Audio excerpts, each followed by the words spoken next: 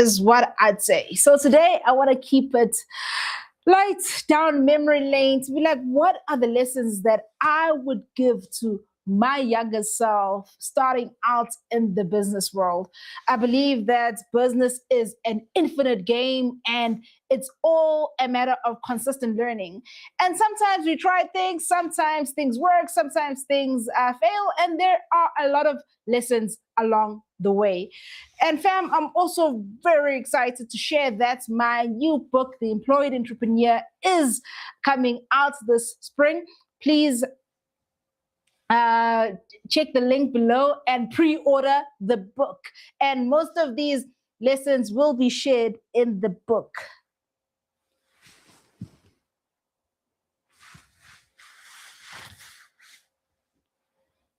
Okay, so let's get down to the lesson. So the first lesson that I wish I knew earlier is that turnover is not profit. This one, there's a saying during the round, especially with guys who are new to tenders, to say somebody gets a tender, they get awarded, then you see them rushing off to buy a fancy car. It's your telling more than God, the work is not done. So there's this thing that we experience still now, is that when you get this cool invoice, a big invoice, there's a burden that lightens to be like, yo, imalengaga, oh, I've got money. And then slowly, when you start paying things, the money dwindles away and you end up not seeing the profit unless you are strategic. Another thing, I think it's the lesson that really taught me this, that the first time the company turned over 1 million. So I was looking at my accounting system. It was Wave accounting at the time. These days it is Zero. And I used to keep tab of sales. And I saw this 1 million turnover. We were happy. We were excited. We were a team of 2 back then. I remember we had our first year-end function. We went to Rocco Mama. We invited our childhood high school friend to join us. It was the 3 of us. And we were celebrating this 1 million rand turnover. And I was asking myself later, after the burgers and milkshakes, be like, guys, mali. And that's when it clicked, not theoretically, but practically, that turnover is different from profit. So turnover is the money that the customer gives you, or it's called, you could call it gross income if you're just looking at at one invoice, where, hey, you're getting paid this amount for the job, but from that money you must minus the costs to do the job, and then most sneakily you must minus the costs of just operating, the costs that must be paid day in and day out, even though business is not happening. So that was my first lesson that I could go back and say, hey, be careful. Turnover is not profit. Second lesson is, even though you trust people, keep tabs, monitor. So on this one, I've got stories for days. And especially when starting out, you're going to bring in a lot of friends, you're going to bring in a lot of family to start helping you out. But as you do your business, as you run your business, have systems and ways to monitor in place. So a couple of stories that when I still had the airtime vending machine at Varsity and I had moved and started working in Joburg, I remember I still had people helping out, working in Kabeja, no, not Kabeja, in Rose Grahamstown. So when they were there, Grahamstown, I would see the sales on the machine, then I'd see money checked in. And I wasn't paying attention to the graphics, but something in my instinct was like, hi man, iyancipha le mali. Like, what's happening? And I remember asking the staff to be like, hey guys, these check-ins aren't balancing out. But the lesson that I needed to learn was to be more meticulous on the dashboard and the monitoring systems. So After confronting, people denied it. And it turns out a few months later, I really found out that somebody was unfortunately helping themselves to the cash that was meant to be deposited. And myself, as an entrepreneur, I had seen the signals, but I did not have concrete proof. So, what am I saying is, if I, from my younger days, monitoring systems, how do I monitor what's going on? How do I monitor if there are any leaks that are going on? So, revenue leaks could be of my accord, and they could also just be employees, suppliers, somebody doing what they should not be doing. Another one of those lessons was when I still had an internet cafe, Eskawini, my hometown, and we weren't making sales. So back in the day, before fiber is cool now. You pay once and you can get unlimited. Back in the day, we had something, but I had to put in a phone line, so a physical phone line that people can call, and that went along with the fiber. And hey, guys, there was 1 month where no, I kept questioning it to be like, guys, how is the telephone bill so high, but our sales are not reflecting the bill? And then people would be like, we're talking to telecom, or we're talking to these suppliers, and I would hear it. And one day, it was before statement bills, you had to ask for statement bills. One day the bill was 3 grand, and I kid you not, we were not making those type of sales of 3,000 for the month. And I'm just like, nah, guys, no matter what you say, you can't have a bill of 3 grand for phone, and your income or sales for the month are not even hitting 2 grand. There's a mismatch. I ran a Madlanga inquiry of commission of inquiry. I called Telcom. I was like, send me the bill. Brought everybody in to be like, guys, everybody highlight your numbers, only to find that there was a guy blessing himself with the phone, and that ran the bill up. So for me, those were just lessons, and it keeps being a reminder to be like, every step of the business, wherever I go, I must have measurement systems. So someone somewhere will always be taking their chances. So have a system of control. In the banking space, we always have systems of control, 2I principles, different passwords. How do you make sure that you can monitor so that people don't knock you? Another one, war stories for days, but another one of these, speaking around monitoring, being an events company, we do have a company card. People can use the company card to do fuel if there's some accessories that need to be bought. And I remember one time I had given the guys my card for a long trip, and I hadn't taken it back. So I remember, because I do keep tabs on money going out, I remember seeing this withdrawal, like 300 Rand. I'm like, who's withdrawing 300? And then I'm just like, hey, I forget to ask. My ops manager asked me, she's like, hey, have you seen the transactions from the guys who have been to KZN? Can we do the tally of the expenses? And I kid you not, funny enough, as we were having that conversation, I think it was at an end of an event. It was around 8:30, 9 p.m., already after business hours. And then, lo and behold, money goes off again. Another 300 is withdrawn.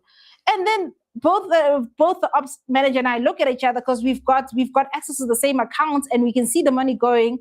And we're just saying, hey, if you are not withdrawing, and I'm not withdrawing, and both of us are here, who's withdrawing? So those are some of the flames where it is like, hey, what are the control measures that need to be put in place, especially when it comes to things that can tempt your staff, things that can tempt your suppliers. Human nature is human. People will always try to be human. And as you can see, most businesses, retail, they always have some sort of protocols to put in place so that people do not at liberty take from themselves. So lessons to share with my younger self is, monitoring and processes are important, especially to guard against human nature and people taking taking things from themselves. Ooh. Another one is a quote: an invoice is not money. We celebrate when money is in the bank. So let's start with quotes. It's exciting. It's always a pleasure when you're in conversation with a customer and they promise you and they'll be like, hey, we're coming. But until, depending on who you're dealing with, if it's retail customers or if it's corporates, like with corporates, purchase order, then I'm hopeful. Then I'm like, money's in the bank. With retail customers, it has to be the deposits. Otherwise, there are times you get so excited, guys. You start budgeting. It was like, ew, my things are coming together, only to find that it ends up being a promise. So, with quoting, sadly, have learned over the years that until I have the money in the bank, that money does not exist. So you still treat customers with respect, you still work to land the deal, but until you have the money in the bank, that is still not a sale. So even with invoices, sometimes we need to do the work, invoice, and then get the money. And sometimes, hey, you're hopeful, you've got your whole debtors book, people who are owing you thousands, but that money is not in the bank. And a story I can share there. It's quite sad, hey, because I am a church girl. I learned everything that I've learned from church, and I really love God and I love serving churches. But there's this one church I won't name names. I'll behave. I'm not gonna name names, but there's an organization where it's a very big organization, reputable organization. I landed a deal. I think I quoted them. It was last minute. I think we landed at like 76,000. I'm like, yes, 76,000. I then go to my suppliers. We work on the deal, and God uses everybody. God used my supplier in that sense, as I was still young and naive. And my supplier is just like, hey, I'm gonna go to site, but I'm not gonna start setting up until I see half the money. So the organization comes through, they give half the money. And at that stage, I was still shy to go collect the money. So I was still happy to be like, yay, 76,000. Hey, I'm going to be rich here. I take the deposit. I'm anxious. Time is running out. We do the job. Guess what? Till this day, I am still owed that money. That money was never collected. I tried, I chased, I did whatever I needed to do, but the event for the organization was done. They had concluded it, and money was never paid. So unless you've got strong ties with your customer, have a means to make sure that you mitigate the risk of getting paid. So even from there, I've grown. My team has grown to have policies to be like, for different types of client markets, this is how we operate. For most of our clients, we will not do the job before the money comes, but we must be realistic. Some companies, we know that governments, we know that corporates will generally pay you during their pay cycles after. So take it or leave it. Then we'll take the purchase order, but we've mitigated our risk. And even from that experience, it was quite painful, because I told you the invoice was 76,000. I was paid half. I think I'll put it at 40 or 45 grand. And by the end of that event, I still owed my supplier about 8 to 10,000. So now this is 8 to 10,000 that I needed to pay from my own pockets just to maintain the relationship with my supplier, so that there was no bad blood. I couldn't go to my supplier and be like, hey, about that, the customer didn't pay me. That's not how business works. Business is about your integrity. So that's where I burned. That's where I learned. So lesson is, We rejoice when the money is in the bank. We don't just rejoice at quotes. There's a certain level of joy, quotes, invoices, but money in the bank is the real thing. So that was quite a painful lesson for me to learn.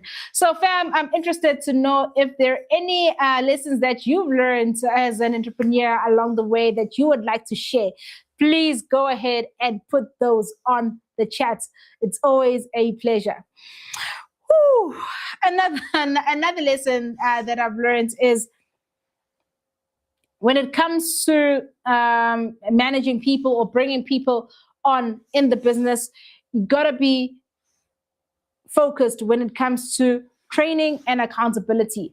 A lot of us, especially as young starting out entrepreneurs, it's always a struggle bringing people in. So I remember when we were still building the team, having trials, having errors, and we brought in family members, friends, and we weren't so strong in terms of training and accountability.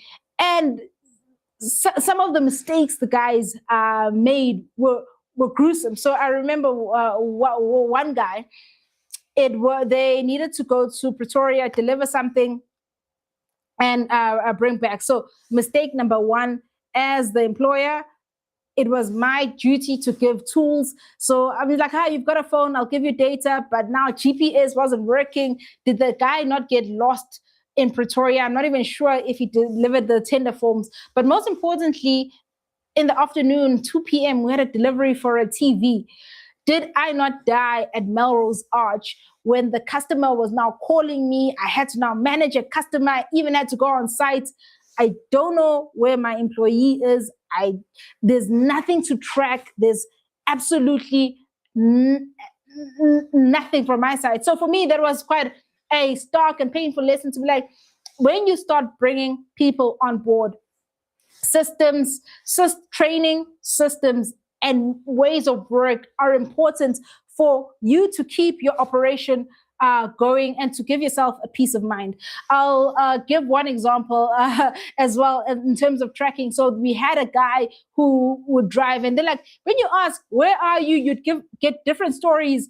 And we even decided, like, what's a peace of mind? As if I get any tracker, we're not gonna call anyone. We're just gonna open the app and find out exactly where the person is. And after putting in the tracker and challenging the guy, he was also like, yeah, put in a tracker. So it was an agreed thing. So guys, important, where you're going to bring people on, bring them on with the training. Don't just assume people know what to do. Also bring them in with the tools that they need and the tools that you need to keep things running and things afloat for you and the rest of the company. Whoa. And another thing that I learned is that business needs all the boring stuff. It needs the boring admin. It needs the boring systems. And I've learned this slowly over the years because I'm quite like cowgirl, like, let's get things done. What do we need to do? And I remember one time, like when we started, right, we were running on WhatsApp, myself and my business partner at the time. It'd be like, okay, hey, we've got this event. This is what it needs. And I would just say it and they'd figure out the rest in terms of delivery. But as the team grew, we came to introduce a calendar. So calendar has been revolutionary in our business, where we've even got a system to be like, customers, when they query, we've got a color code and put them on the calendar to be like, we may have a possible this on this day. When the deal's getting warm, amber, when money is in the bank, put it as green, then we know that we need to start preparing. So all those systems were just born out of just the learnings and the turmoil. And I'll tell you this one story of trying to be exciting and not following the brief and not following the plan. I booked an event from a customer. I did the quote. We discussed I needed to deliver. It was 5 podiums at Sandton Convention Center. It was in 2 months' time. Guess what? Took the money, never put it on the calendar. Did I not die, guys, when I got a call from the customer saying, hey, this is Sean, picking a random name. Hey, Sean. Hey, I'm just wondering when you guys are going to be here. I'm like, we are going to be here where? And I had to keep a straight face. I'm like, please just give me the details of your event so that I can check in with the team. He told me, oh, you're delivering the 5 podiums at the Sandton Convention Center. Guys, if that ground did not open for me on that day because I was trying to be exciting, I didn't stick to the brief, I didn't stick to the plan, I had forgotten completely about that delivery and had to call my team at that time to be like, yo, guys, moshagele, guys, please come to the rescue. Team was like, yo, now we are super, yo, messes are expensive. And we mopped up. Long story short, fortunately, we were able to arrive there in about an hour or two, and the situation was salvaged, and the client never knew that there was this grave mistake. But for me, it was a lesson that, like, hey, a good business, you need the boring admin. And what I love about it these days is that my team keeps me accountable when it comes to these things, because some things don't come naturally, but they just need to be done. Okay. These keep adding up. Another lesson that I wish I knew earlier, and I keep and I'm learning them as I go along, is to be like, not every customer is worth keeping. And when I say this, I can see you at home saying, what? We need this money. How do we fire customers? And what I've learned is that some customers you'll get, and they'll get you to a certain level. But for you to get to the next level, you may need to let go of some customers. So not everybody who gets you here will take you to the next level. And it's quite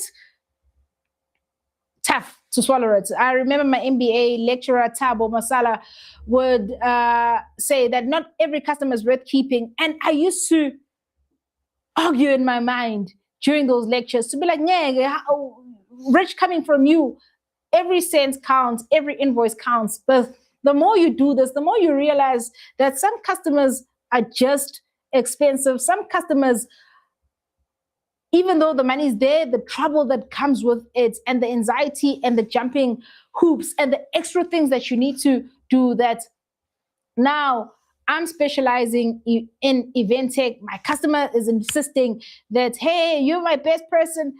Please do catering for me. Now you're running around trying to look for catering.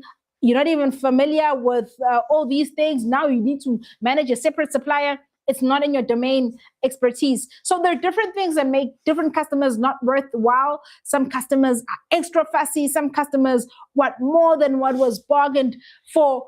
And you just keep going through it, and you keep learning to be like, hey, if I want a peace of mind, these are the type of customers that I focus on, or these are the type of customers that I need to let go of in different ways, because they are holding me back. So for me, that was quite a hard lesson to learn, especially enforcing the discipline of saying no to people who brought me to the certain level, knowing that the journey ahead was limited.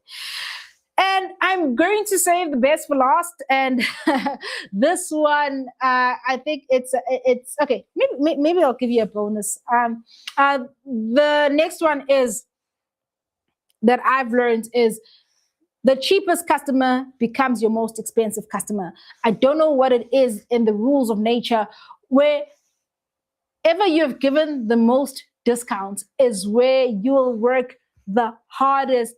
The customer will be one of the hardest to please, and the money will just not feel worth it. So disclaimer, I still give discounts. I still calculate, but I've just learned that when a customer will nitpick every cent, every rand, everything, be like, what's this for? What's this for? What's this for? You'll just end up spending way more energy, way more time to satisfy that customer. So I've learned that the low budget customers tend to become the most expensive to please. And even the demands get ridiculous. And this leads me to my next point of lessons that I wish I learned in my younger days is Do not do deals in hunger.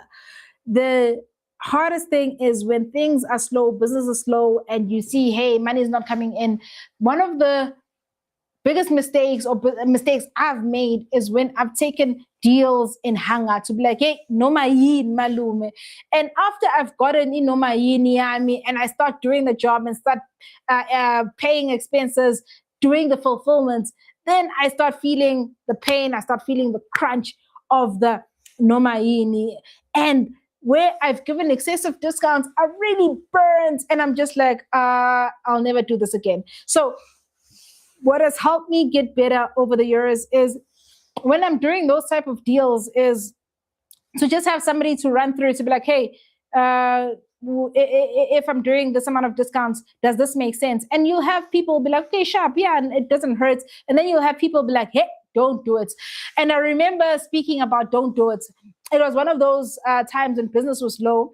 And it's a Friday evening. I get a call to be like, hey, there's a soccer game in Emanguzu, which is about 6-7 hours away. To be like, hey, this game is happening tomorrow. Can you make it? We do the calculation. We're like, yeah, we can load, we can drive.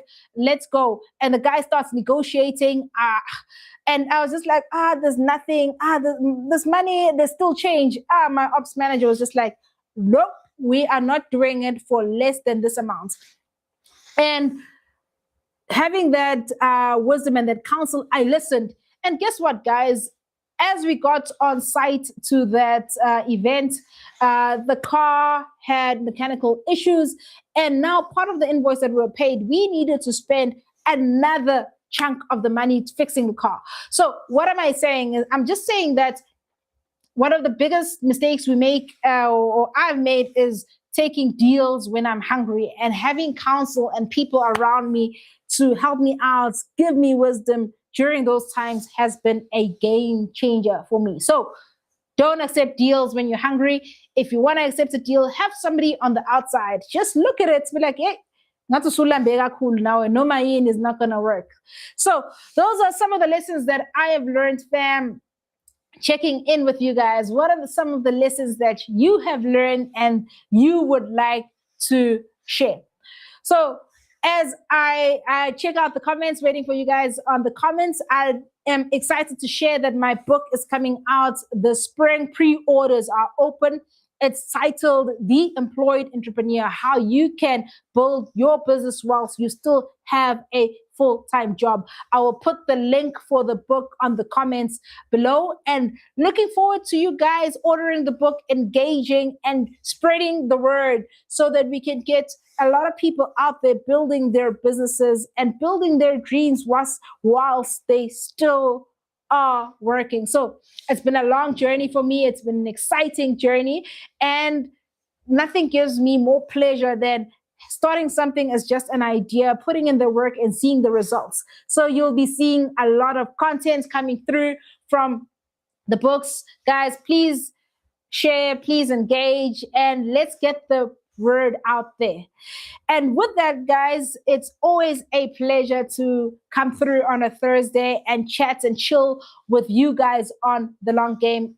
I appreciate you guys being part of my journey. If this content is a blessing to you and you know someone who would benefit from it, please like, share, and subscribe and spread the word so that we can keep building businesses that will outlast us. With that said, fam, we'll see each other next week as we keep building our businesses. So keep pushing, keep building, and let's build for the long game. Peace.